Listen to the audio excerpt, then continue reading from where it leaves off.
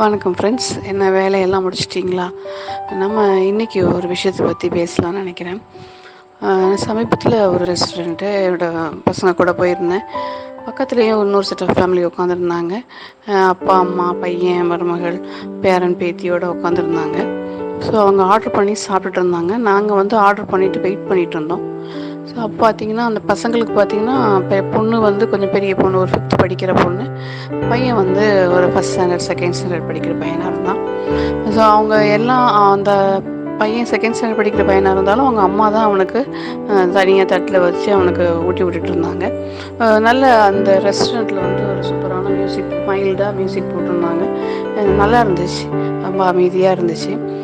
ஆனால் அந்த பையனுக்கு வந்து இப்போ ரீசெண்டாக வந்து ஒரு ஃபேமஸான ஆக்டருடைய பாட்டு தான் பிடிக்கும் போல இருக்குது. ஸோ லூப்பில் அவங்க அப்பா மொபைலில் நல்லா சத்தமாக அந்த பாட்டு வச்சுருந்தார்.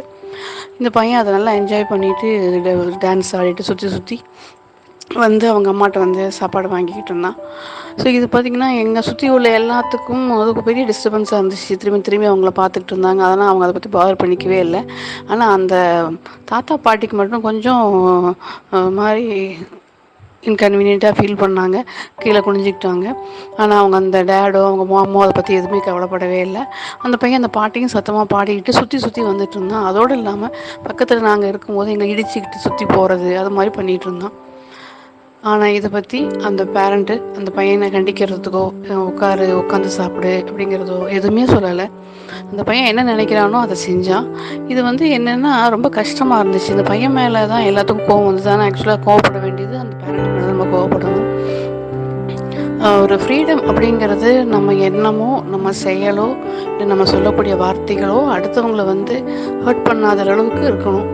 ஆனால் இங்கே வந்து இவங்க என்ன மீன் பண்ணால் அவங்க பே பண்ணுறாங்க, நம்ம செய்கிறோம், நம்ம என்ன வேணால் செஞ்சுக்கலாம் அப்படிங்கிற மைண்ட் செட்டில் இருக்கிற மாதிரி தெரிஞ்சுது. இந்த பையன் வந்து என்ன வேல்யூஸ் அவங்க பேரண்ட்ஸ் வந்து கற்றுப்பான் தெரியல. அவன் எப்படி அந்த வேல்யூஸை எடுத்துக்கிட்டு அவன் குழந்தைக்கு சொல்லிக் கொடுப்பான், என்ன பண்ணுவாங்கன்னு தெரியல. ரொம்ப கவலையாக இருந்துச்சு. பேரண்டிங் வந்து ரொம்ப புவர் பேரண்டிங்காக இருந்தது. மனசுக்கு ரொம்ப கஷ்டமாக இருந்தது. நம்ம நாளைக்கு இன்னொரு எக்ஸ்பீரியன்ஸோட சந்திப்போம். மறக்காமல் சேனலை லைக் பண்ணுங்கள், ஷேர் பண்ணுங்கள், சப்ஸ்கிரைப் பண்ணுங்கள். என் கூட ட்ராவல் பண்ண விரும்புனீங்கன்னா. தேங்க்யூ.